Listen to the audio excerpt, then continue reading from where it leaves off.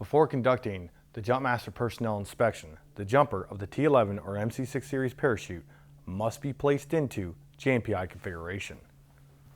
The Jump Master will move in front of the jumper and with either hand place it on the ripcord assembly, applying inward pressure.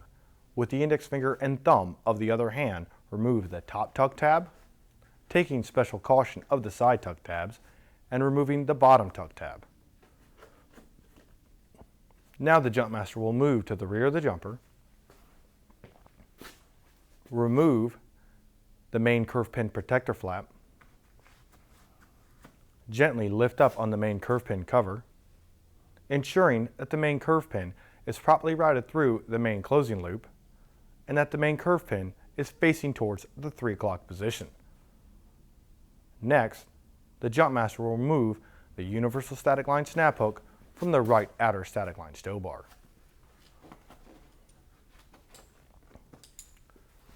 Remove all excess slack of the universal static line modified from the static line cycle retainer band. Ensure that the universal static line modified is free of all twists, and route the universal static line modified over the jumper's right shoulder. Finally, the Jump Master will connect the universal static line snap hook to the carrying handle of the T11 reserve parachute, ensuring the spring opening gate is facing towards the jumper's body. The jumper is now in JMPI configuration. Next, the Jump Master will place both hands on the extreme right side of the Advanced Combat Helmet, all fingers and thumbs extended and joined, palm facing the jumper, fingertips pointing skyward. Left hand's the control hand, right hand's the working hand. With the working hand, the Jump Master will trace across the outer rim of the Advanced Combat Helmet, feeling for any sharp or protruding edges that may cut or damage the jumper's universal static line modified upon exiting the aircraft. Once the hands are parallel, place the thumbs on the outer rim of the Advanced Combat Helmet and gently tilt the jumper's head to the rear. Conduct a visual inspection of the 3 suspension pads to ensure they are present and are flush with the outer rim of the Advanced Combat Helmet, and the oval pads are covering the bolt ends. With the right hand, form a fist, leaving your index finger exposed. Place it on the front left adjustable buckle. Ensure the front left adjustable buckle is free of all cracked components, is serviceable, and the front left adjustable strap is completely routed through the front left adjustable buckle, and the free rotting end is secured in its webbing retainer. Trace down the front left adjustable strap, ensuring it is not twisted, cut, or frayed, till you come in contact with the chin strap fastener.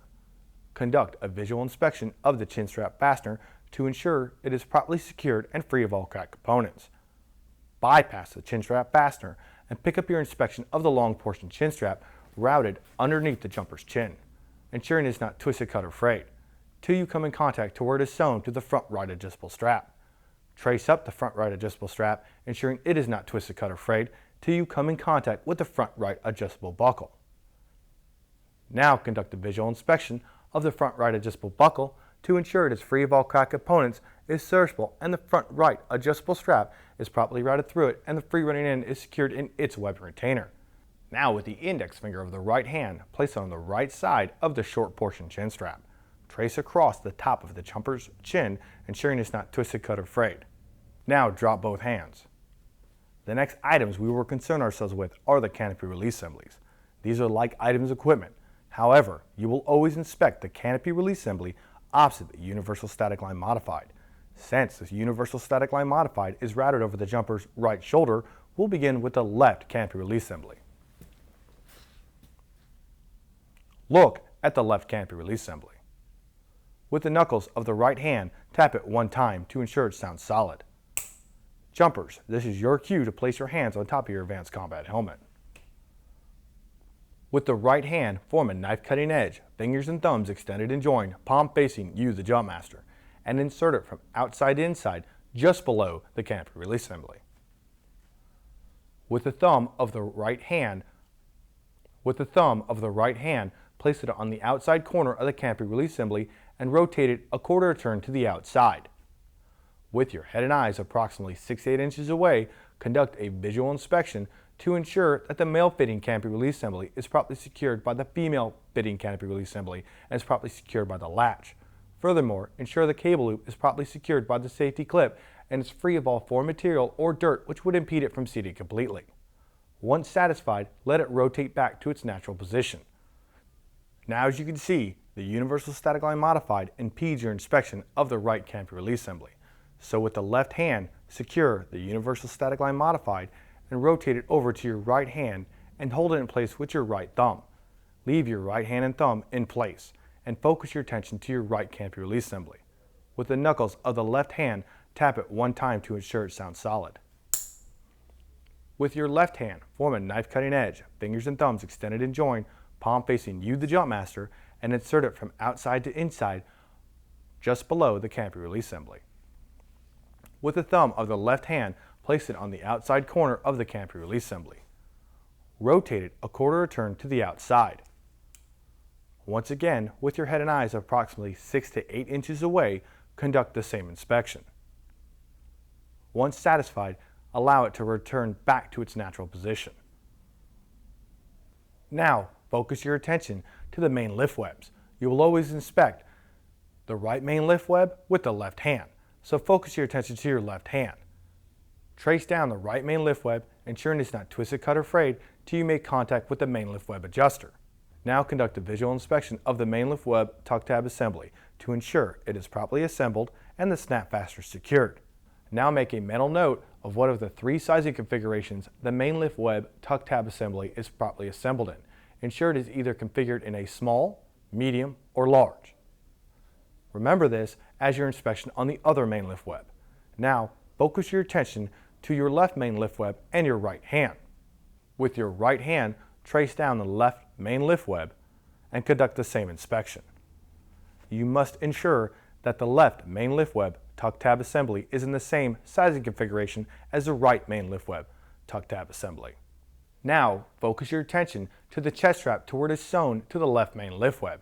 Ensure that the chest strap has not been misrouted around the left main lift web.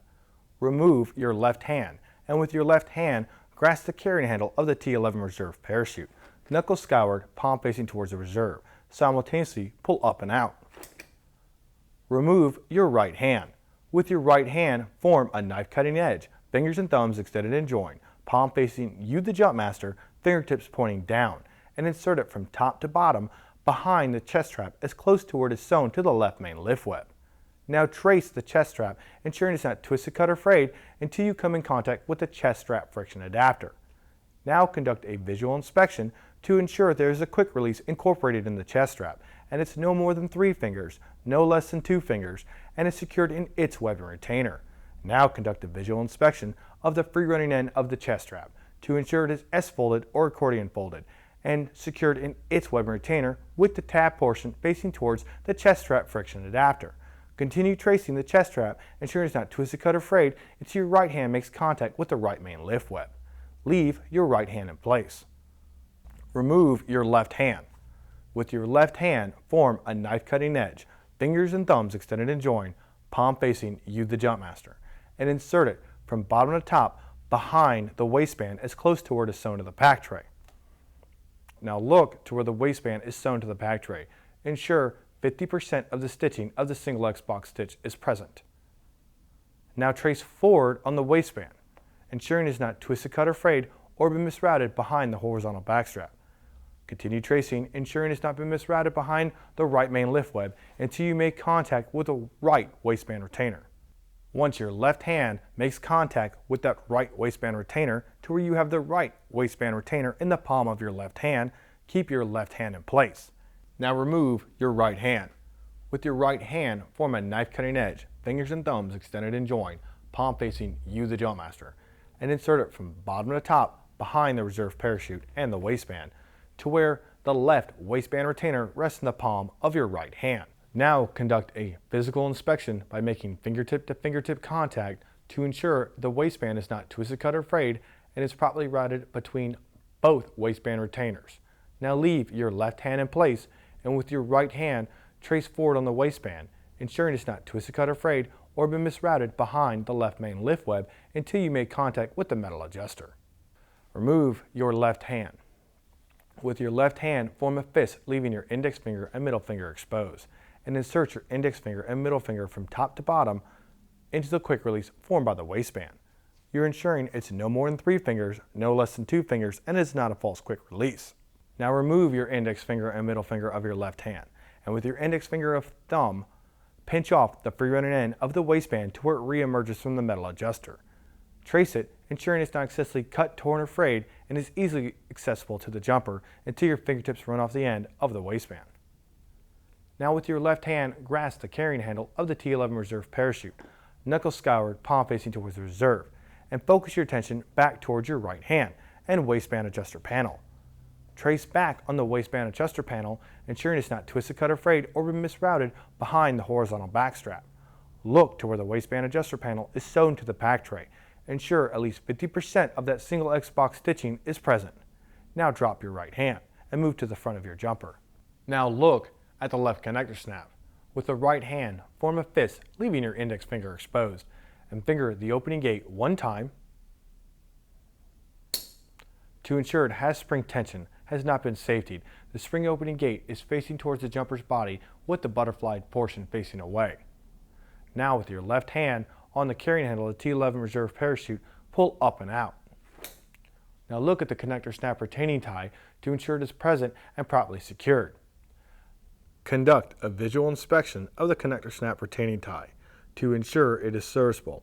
Then visually inspect the left spreader bar tie to ensure it is properly routed through both grommets and is secured with the surgeon's knot locking knot with overhand knots.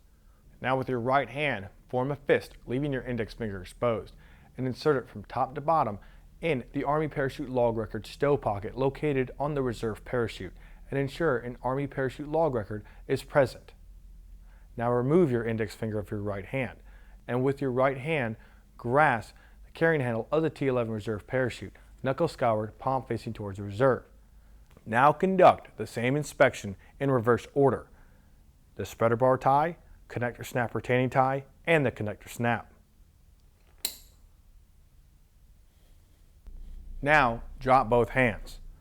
With your left hand, form a knife cutting edge, fingers and thumbs extended and joined, palm facing you, the jump master, and sweep the universal static line snap hook and the carrying handle back towards the jumper. Rotate your left hand down, and with your left thumb apply inward pressure just to the right of the single X box stitch on the ripcord handle. Now look at the top tuck tab. Ensure the directional arrow is present and facing skyward. With the index finger and thumb of the right hand, pinch off the top tuck tab and gently pull down the top tuck tab, exposing the reserve closing loop and the curve pin, taking in special caution of the side tuck tabs. If they come undone, they can only be reinserted by a current qualified rigger. And with the thumb of the left hand, hold down the top tuck tab and hold it in place. With your right hand, form a fist, leaving your index finger exposed, and place it on the tip of the curve pin.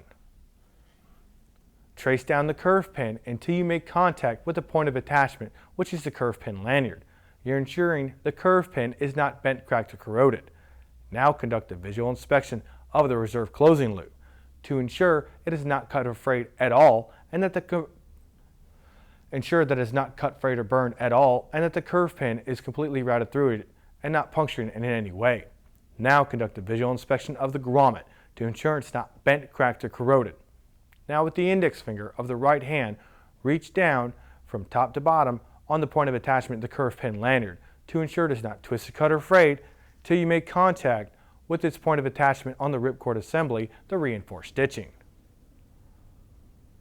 Now remove your index finger of your right hand, and with your index finger and thumb of your right hand, pinch off the bottom tuck tab and gently lift it up, and hold it in place with your left thumb. With your right hand, form a fist, leaving your index finger exposed, and place it on the curve pin once again, and conduct the same inspection.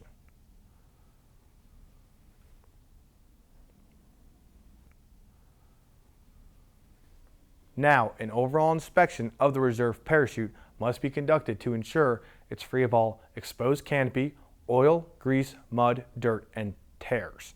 With both hands, form knife cutting edges, fingers and thumbs extended and joined, palms facing towards the reserve parachute, fingertips pointing towards the jumper's body, and place it on the top right corner of the reserve parachute, ensuring not to cover up the seams. Your left hand is your control hand. Your right hand is your working hand. With your working hand, trace the top pack closing flap. Trace down the left pack closing flap. Squat down so you can see what you're doing. And trace the bottom pack closing flap, ensuring your pinky finger leads the way. Flip your working hand over, ensuring your pinky finger leads the way, and trace up the right pack closing flap. Once your working hand makes contact with your control hand, lift your control hand out of the way and sweep with your working hand where your control hand just was. Now grasp the bottom corners of the reserve parachute and hold it up to the jumper and issue the command of hold squat. Hold squat! With both hands, form a fist, leaving your index finger and middle finger exposed, and insert it from outside to inside behind the leg straps just below the aviator's kit bag, where the natural pocket is formed. Simultaneously trace rearward, ensuring the leg straps have not been crossed until you make contact with the saddle. Leave your right hand in place and focus your attention to your left hand and right leg strap. Trace up the right leg strap, ensuring it's not twisted, cut, or frayed. The free running end is properly secured in its webbing retainer until you make contact with the quit bit V-ring.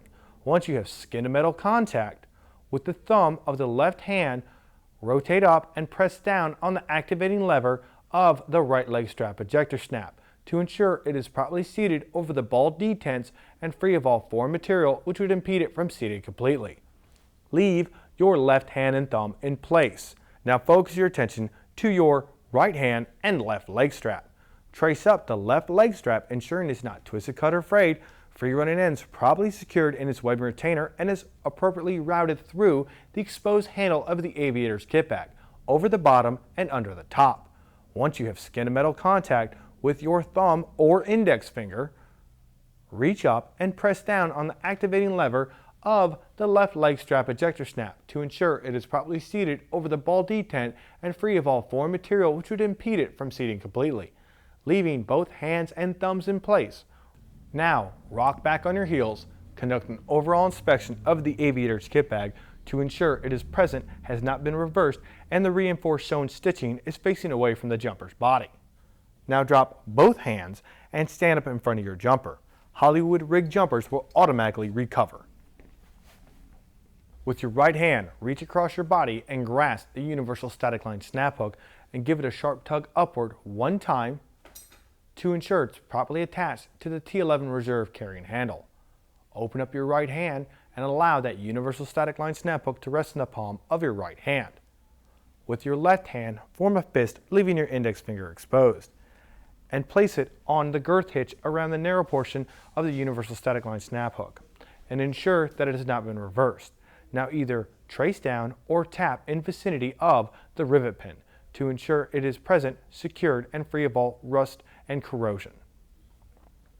Now re-grasp the universal static line snap hook in your right hand and hold it perpendicular to the reserve parachute to where the spring opening gate is facing towards the jumper's body.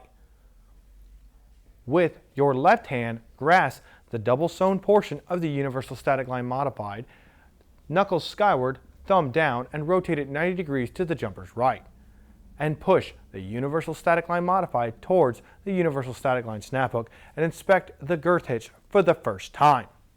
You're ensuring it's free of any cuts, burns, or frays.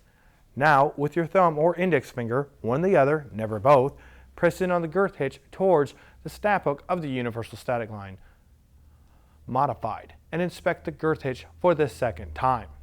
Once again, you're ensuring it's free of all cuts, frays, or burns. Now with the left hand, redress the girth hitch of the universal static line modified around the narrow portion of the universal static line snap hook and drop your left hand. As you can see, the universal static line modified is routed over the jumper's right shoulder.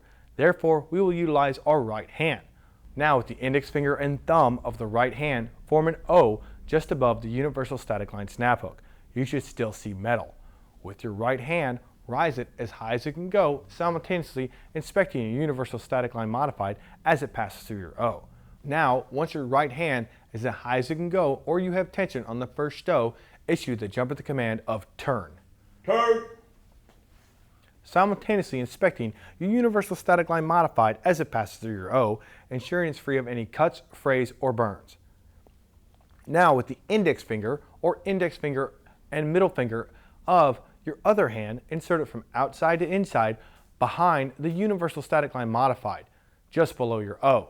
Now trace down the universal static line modified, ensuring it's not cut, frayed, or burned, or been misrouted around or through either riser assembly, till you make contact with the first stow. With both hands, form a bite with a universal static line modified, and conduct a visual inspection of the static line slack retainer loop. Ensure there's a static line slack retainer band present. Once satisfied, place your bite on the top pack closing flap. Hold it in place with either hand. This becomes your control hand.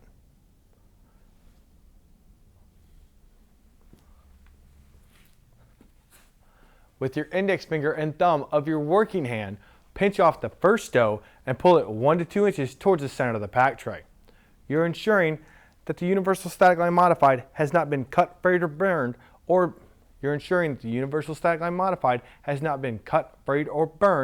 misrouted around the inner static line stow bar. Once satisfied, release it. It should fall into place. With your index finger of your working hand, insert it from bottom to top behind the universal static line modified as close to the first stow as possible. Now trace the universal static line modified, ensuring it's not cut, frayed, or burned until you make contact with the second stow. Once again, with the thumb and index finger of the working hand, pinch off the second stow and pull it 1 to 2 inches towards the center of the pack tray. You're ensuring that the universal static line modified has not been cut, frayed, or burned, or been misrouted around the inner static line stow bar. Release it, it'll fall back into place. Now with your index finger or thumb, insert it from bottom to top behind the universal static line modified and get as close to the second stow as possible. And trace the universal static line modified, ensuring it's not cut, frayed, or burned. Continue the inspection of the universal static line modified in the same manner, remembering when tracing towards you, index finger only, and tracing away from you is index finger or thumb. And the last strand of the universal static line modified will always be routed from the right outer static line stow bar and inspected with the index finger and the index finger only.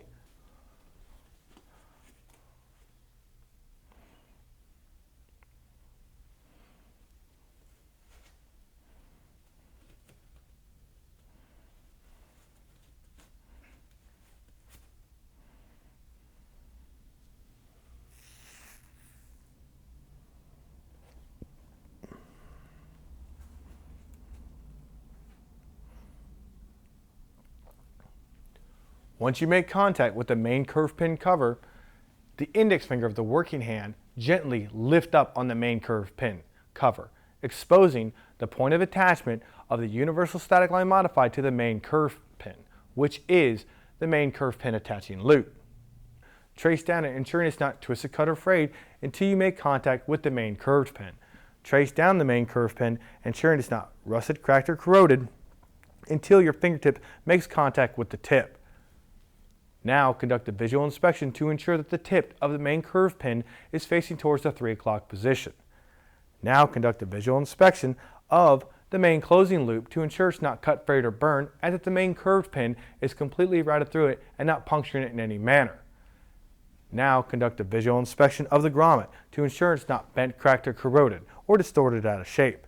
With the index finger and thumb of the right hand, pinch off the main curve pin protector flap and gently lift up on it.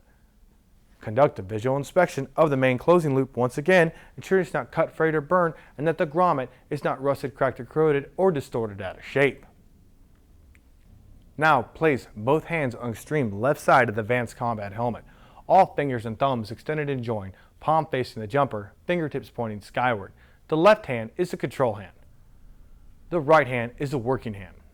With your head and eyes approximately 6 to 8 inches away, with the working hand, trace the outer rim of the Advanced Combat helmet, feeling for any sharp or protruding edges that may cut or damage the jumper's universal static line upon exiting the aircraft.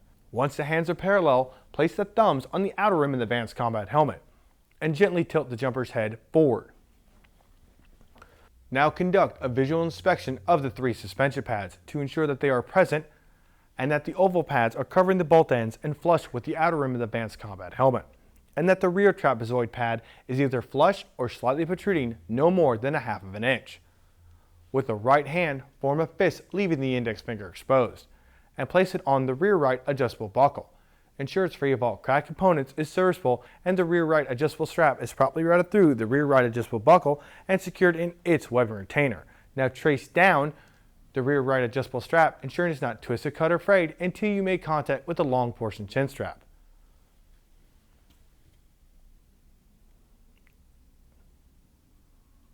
Now keep your right index finger in place, and with your left hand, form a fist leaving your index finger exposed and place it on the rear left adjustable buckle, and conduct the same inspection until you make contact with the chin strap fastener.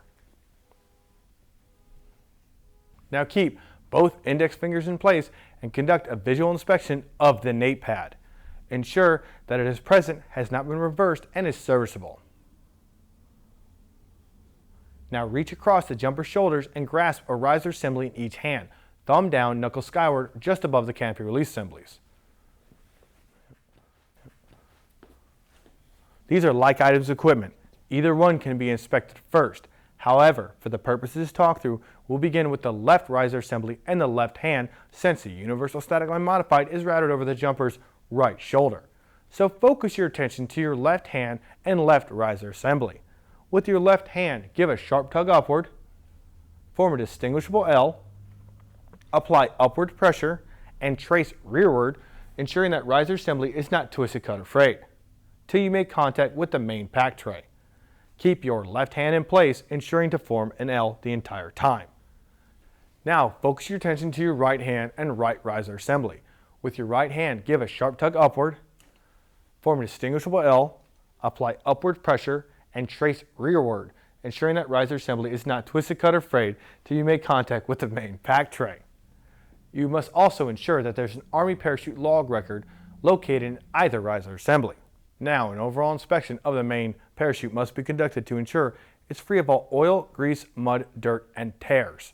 With both hands, form that knife cutting edges, fingers and thumbs extended and joined, palm facing towards the main pack tray, fingertips towards the jumper, and place it on the top left corner of the main pack tray.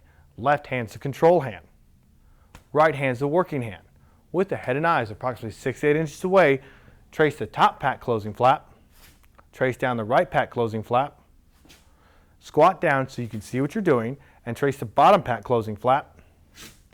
Flip your working hand over to ensure your pinky finger leads the way, and trace the left pack closing flap. Once your working hand makes contact with your control hand, lift your control hand out of the way and sweep with your working hand where your control hand just was. Now, with both hands, form a knife cutting edge, fingers and thumbs extended and joined, palm facing you, the jump master, fingertips pointing towards each other, and issue the jumper the command of arch your back. Arch your back. Now insert both hands from outside to inside behind the diagonal backstrap where the X is formed by the diagonal backstraps. Conduct a visual inspection to ensure that the diagonal backstraps are properly routed over the appropriate shoulder. The top diagonal backstrap has one more additional row of stitching than the bottom. Now conduct a visual inspection of the diagonal backstrap retainers to ensure they're properly routed through the appropriate sizing channel, under and over the diagonal backstrap keeper, and secured by the directional snap fasteners. To doubly ensure the directional snap fasteners are secure, simultaneously with both thumbs pluck up on the tab portion of the diagonal backstrap retainers. Now focus your attention to your left hand and left diagonal backstrap. Now trace down the diagonal backstrap, ensuring it's not twisted, cut, or frayed until you make contact with the backstrap adjuster. Your left hand will stay here for the duration of inspection up to the time of issuing the jumper the command of recover. Trace down the right diagonal backstrap, ensuring it's not twisted, cut, or frayed. Bypass the backstrap adjuster and pick up your inspection of the horizontal backstrap. You're ensuring it is not twisted, cut, or frayed, and the free running end is properly secured in its web retainer until you make contact with the right main lift web. Remove your right hand. With your right hand, form a knife cutting edge, fingers and thumbs extended and joined, palm facing you, the jump master, and insert it from bottom to top behind the horizontal backstrap. Your index finger of your right hand needs to be touching the right main lift web. Now issue the jumper the command of bend. Bend. Simultaneously pull down with your left hand on the backstrap adjuster while placing your left shoulder in the bottom pack closing flap. Now trace the horizontal backstrap, ensuring it's not twisted, cut, or frayed, and that the horizontal backstrap retainers are properly routed over the horizontal backstrap and under and over the horizontal backstrap keepers and secured by the directional snap fasteners until you make contact with the left main lift web. Now remove your right hand, and with your right hand form a knife cutting edge, fingers and thumbs extended and joined, palm facing you the jump master, and insert from top to bottom or bottom to top. Behind the horizontal backstrap to where it re-emerges from the left main lift web. Trace up the horizontal backstrap, ensuring it is not twisted, cut, or frayed, and the free-running end is properly secured in its web and retainer till you have skin-to-skin contact. Now remove your right hand and get the left hip of you to the left side of your jumper's head. And with your right hand, form a knife cutting edge. Fingers and thumbs extended and joined, palm facing towards your jumper, fingertips pointing towards the direction of inspection, and place it on the lower portion of the main lift web adjuster.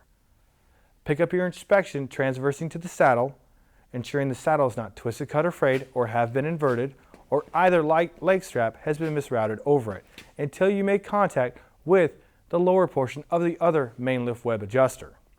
Now reach back, grab a handful of air, and issue your jumper the seal of approval with the command of recover. Recover. Once completed the JMPI sequence, the jumper must be placed into jump configuration. To do this, the jump master will place either hand on the ripcord assembly. With the index finger and thumb of the other hand, reinsert the top and bottom tuck tabs into their storage locations.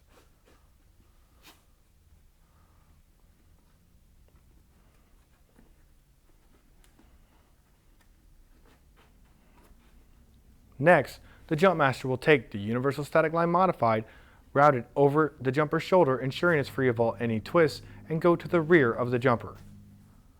Form a bite with that universal static line modified and place all this excess universal static line modified in the static line cycle retainer band.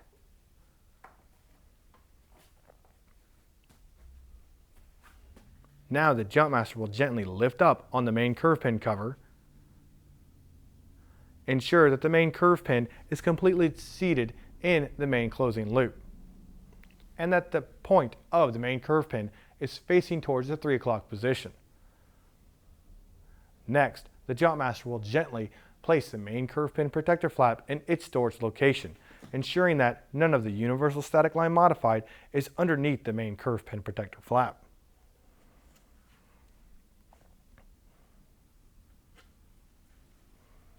The jumper is now in jump configuration and ready to exit from an aircraft.